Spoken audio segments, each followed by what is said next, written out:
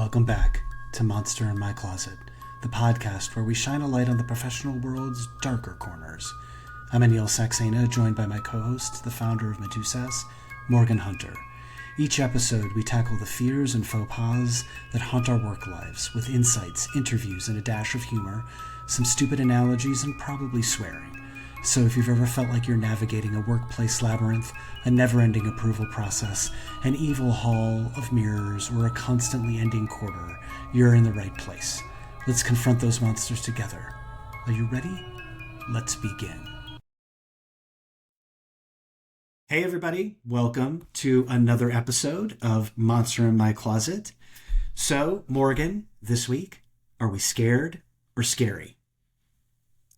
We're scared. We're scared. I hate being scared. So we're going to delve into the desperate depths when companies ignore the ominous red flags in hiring. And we're going to learn to spot warning signs before they turn your team into a ghost ship or into a shit show. I mean, whichever one really makes you feel like that resonates. And three big things we want to get out of today. So we want to talk a little bit about this notion of what's the long-term impact of compromised hiring and some strategies, right, that we can build to make sure that we're filling our position with quality people, and then talk about this idea of redefining recruitment to and putting in strategies to avoid those future pitfalls. So, Morgan, how do we maintain a balance between urgent hiring needs and thorough candidate vetting? Wow. I'm gonna say something. It might be controversial. I don't think there's a balance. I have been burned more times than I want to admit by hiring too quickly. That I will absolutely now at this point not hire someone unless I'm 100% sure they're a perfect fit, right? Because once, and I'm sure you know this, Anil, you're in this space, right? Once you hire someone, it is very difficult to unhire them. And the whole process of having to determine they're not a fit, prove they're not a fit, all of that, it can go on for years trying to get someone out of the organization once they're in. And I don't have that kind of time. So I've said the best use of my time is interviewing until I'm absolutely sure that I have the right people. Now, I've gotten a lot of pressure from people, from management. You gotta hire this person before the end of the quarter. Are you kidding me? Like, no. I understand that that's a pressure, but you really kind of have to push back on that and say, do you want me to hire the wrong person? Do you want me to hire someone who is going to, cause us trouble later? No, you don't. Yeah. I'll hire as fast as I can, and I'll hire the candidate that's most qualified. Yeah. I think that's that notion of, it's sort of like there's no such thing as work-life balance, right? There's just trade-offs. And I think it's the same kind of thing that we think about with people. And we're going to get into this a little bit more, but I think that's why it's so important to have a pipeline of talent, right? Like, you've got to be looking for people all the time in pretty much every aspect of your life that you feel like I would hire this person into my organization or into my team right now, and keep in contact with them, keep them in your network, because things happen, right? People win the lottery. I mean, today on March 28th, somebody won $1.1 billion in the Mega Millions in New Jersey. If that was me, I'd peace out. Like, bye. Right? So even half of that, or a quarter of that, I would probably peace out.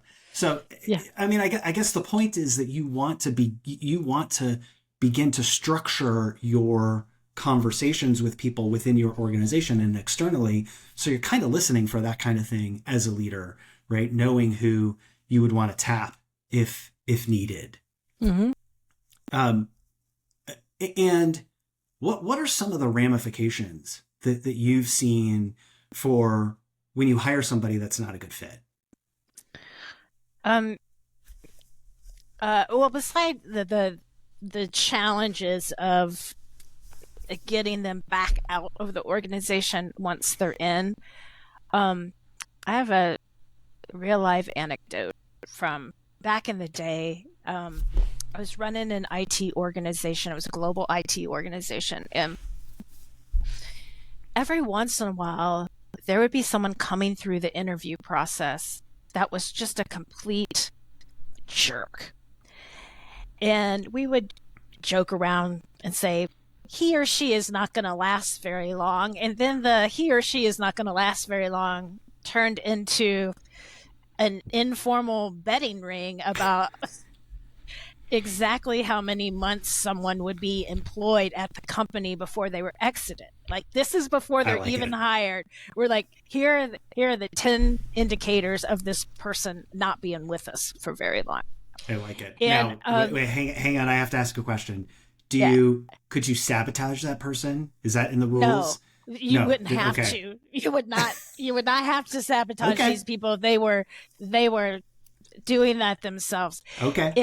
Sorry. It's funny. The very first thing I would do, because I had secret methods of figuring out like how bad these people were, and I would always go down and ask the receptionist as soon as they left, what was your experience of this person?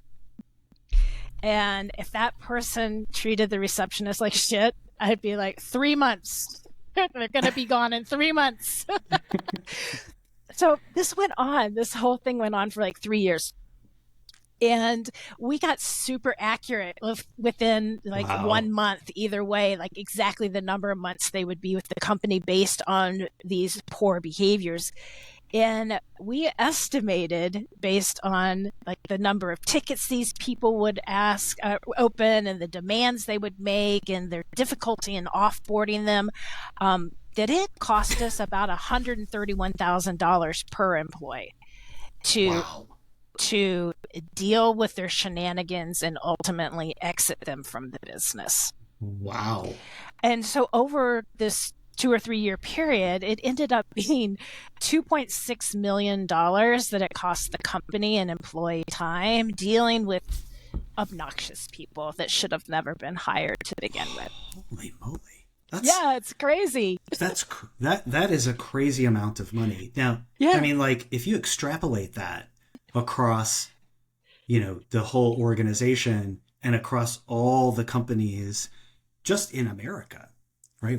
We're talking hundreds of millions, billions, trillions of dollars that are being impacted when you're hiring people that are the wrong fit. Now, that doesn't mean that they're bad people.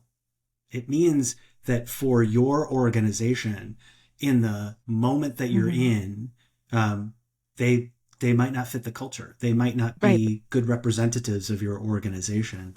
And it can cost the company a lot of money, and it can cost the company a lot in reputation too. I think that's the other kind of soft cost. I'm using air quotes for those of you that are listening, of right, just in case you can't hear my fingers clicking.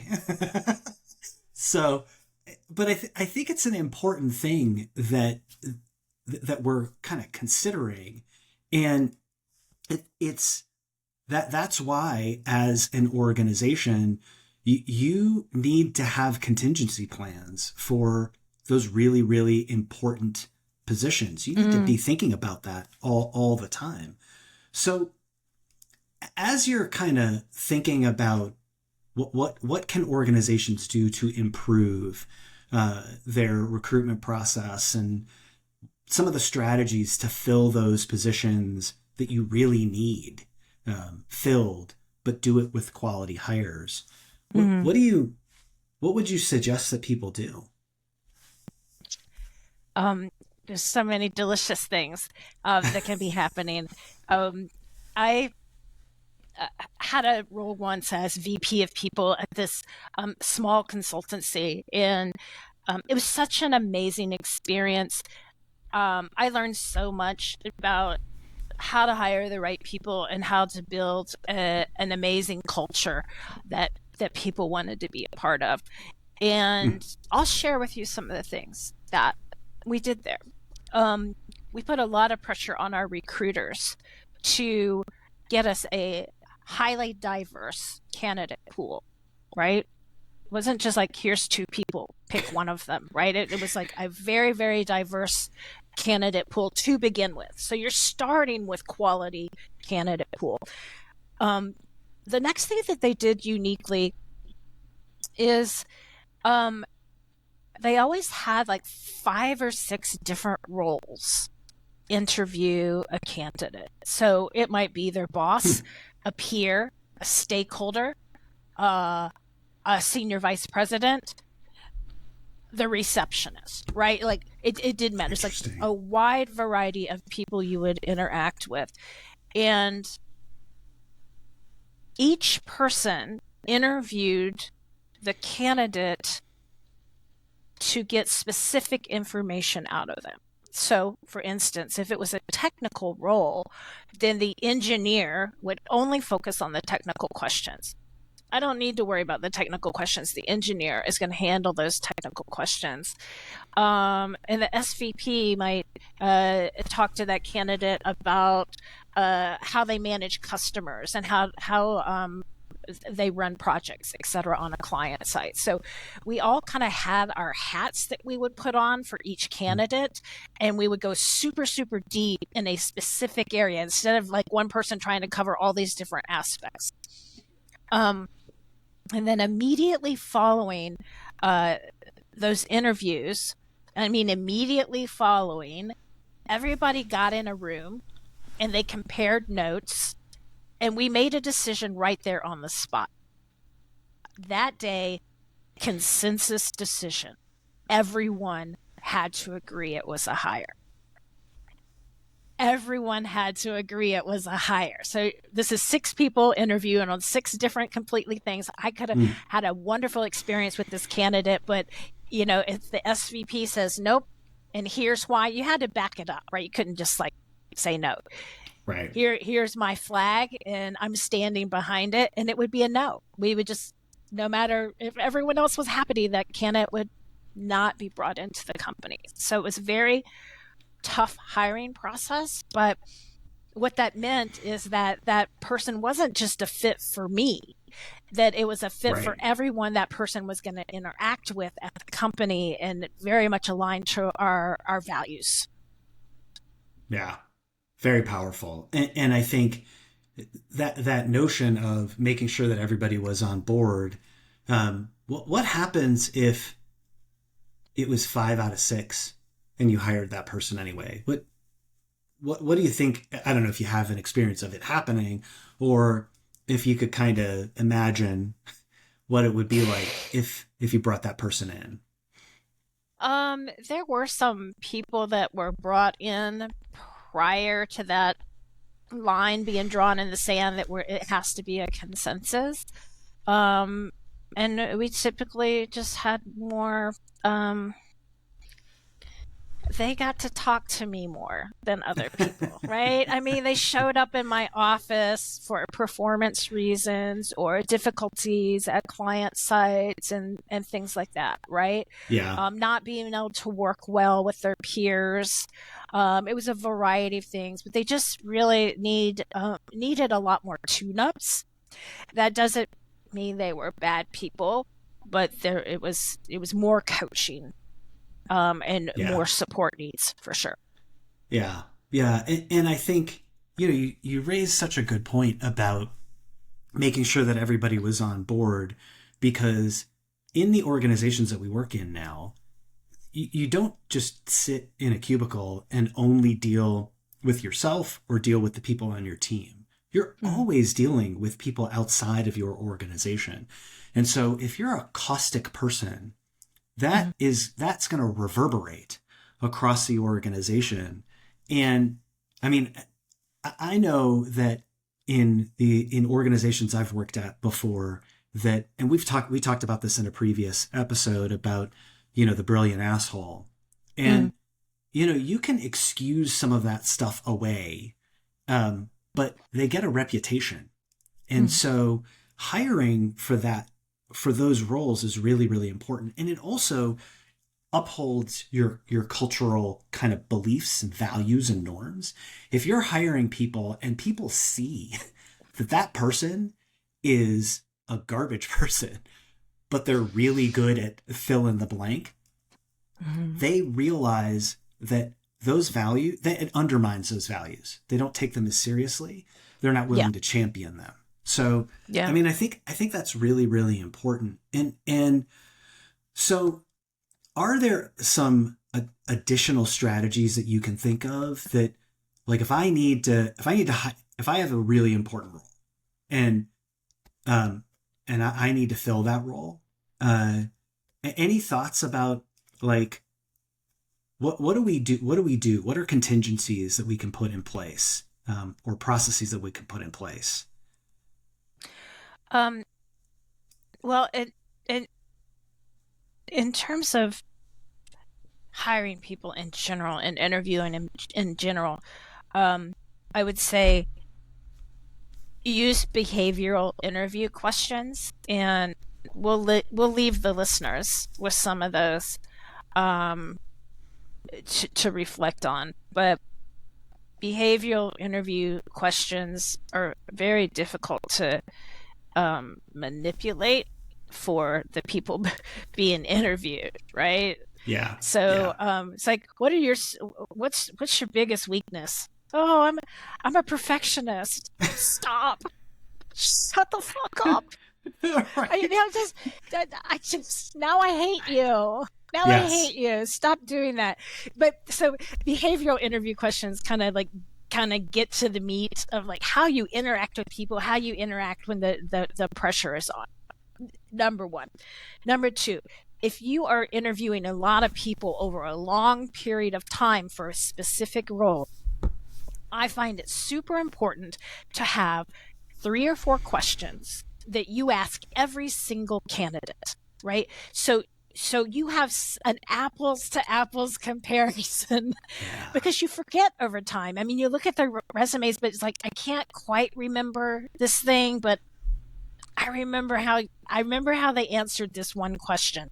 It's the 4 questions I always ask in every single interview. And honestly, if it's really, really difficult pickings and I'm trying to get down to the best candidate, I'll look at their resume up front, and then I put it down for the interview. I don't look at the resume during the interview. I just ask my 4 questions, because I'm really trying to pay attention and understand who this person is as a person. Yeah. Right? And a lot of times, I don't even care what the answer to my questions are.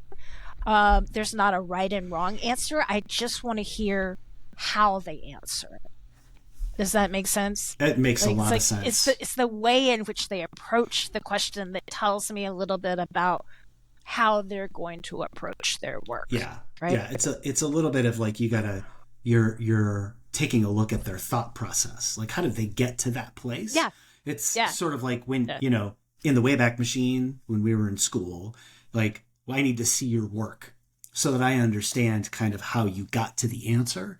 Because you may have gotten the wrong answer, but you were taking the right steps and you made a mistake in one step, but your thought process was right. And so I think that's really, really important. And the only thing I would add to that is, if we kind of think about what happens before that interview process, the notion of having a plan or a contingency for really critical roles is really, really important.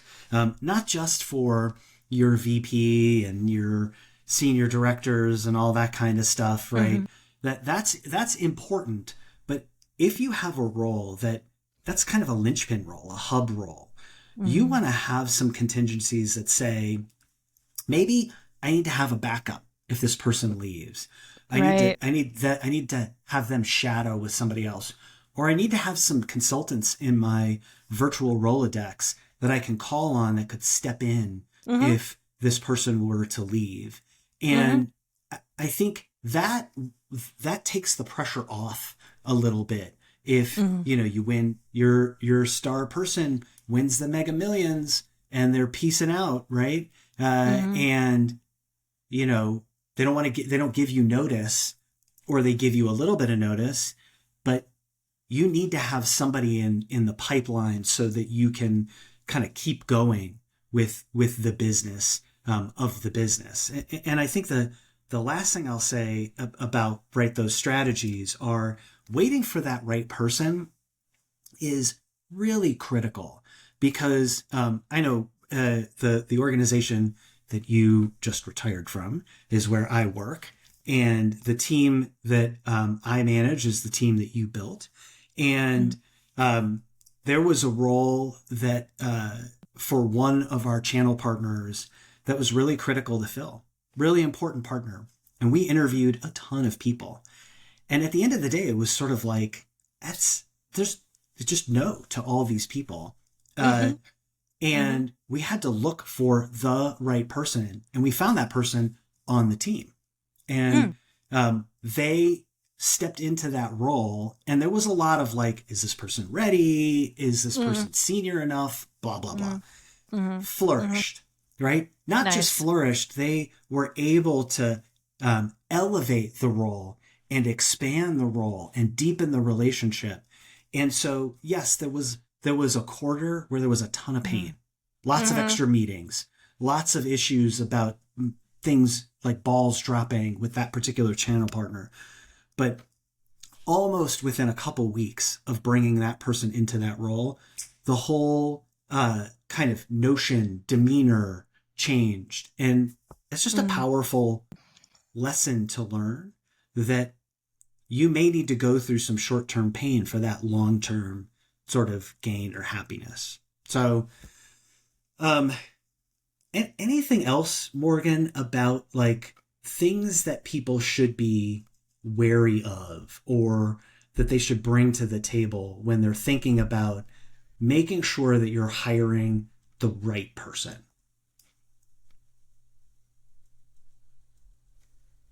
I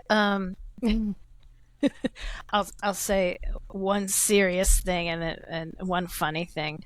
Um, you know me. I have a criteria that I only hire people that make me laugh, and I've never Yeah. been disappointed.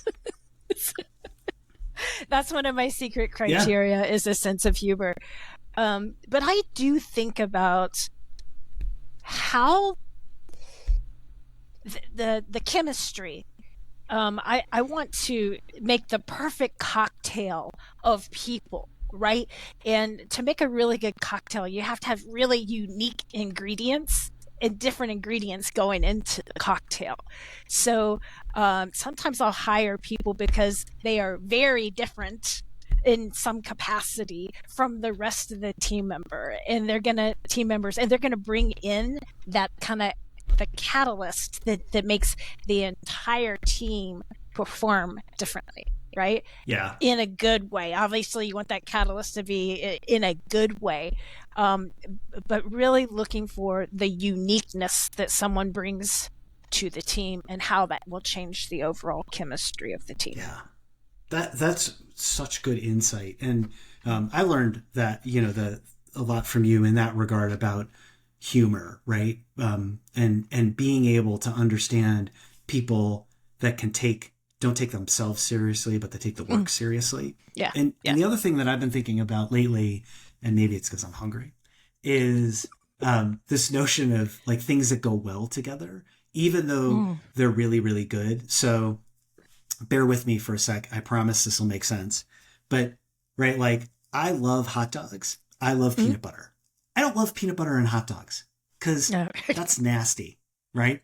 So, but you can have hot dogs and sauerkraut or chili or Yeah. cheese, or curry, or there's lots of different things that meld well with right? Hot dog curry. Hey, it's good. Don't knock it till you try it. If anybody's listening that has ever had that hot dog and curry and can attest to how good that is, back me up here. But the thing I'm trying to say is that as people, you can have incredible people, and they may be on an individual level, they may be awesome and super productive and very very polished. But when you put them together, it's actually less. And so that's when we're talking about chemistry, that's what we're talking about, right? That notion of, are we better together? And can we accelerate faster? Does 1 + 1 = 3? I hate that saying because my math mind is like, no, it doesn't. It equals 2. Shut up. But you can say, right, this notion of can we accelerate growth? Can we be exponential in our growth versus geometric or linear? So yeah, right, and you'll never forget hot dogs and peanut butter, because that's nasty. I'm just saying, I've tried it. Don't do it. It's not good. It's not good. I thought I love both. Two great tastes that are not great together. All right. So, on that note, Morgan, anything else we want to add about the red flag of hiring in desperation? I think we should stop. Okay. Yeah, that's probably good advice. Before we gross anybody else out. Yeah. Lay's potato chips, hot dog and peanut butter flavor. Don't do it. All right, everybody. Thank you for enjoying another episode of Monster in My Closet, and we'll see you next time. Have a great one. As we wrap up another episode here at Monster in My Closet, we want to thank you, our fearless listeners, for joining us on this journey of exploring what scares us or when we're scary. Professionally, of course. Together, we've ventured deep into the workplace wilderness armed with humor, insights, and a touch of irreverence, and hopefully learned something together along the way. But our journey doesn't end here. Monster in My Closet is proud to be part of Medusas.org. Medusas is a membership-driven, non-profit organization serving underrepresented groups, minorities, and individuals with disabilities who are doing business in the software-as-a-service space.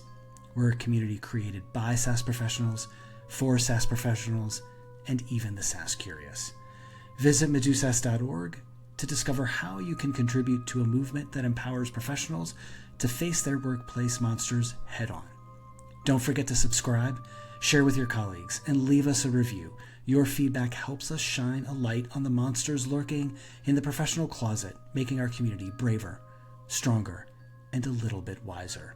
Until next time, keep challenging the status quo, embrace the journey, and remember, no monster is too big when we face it together.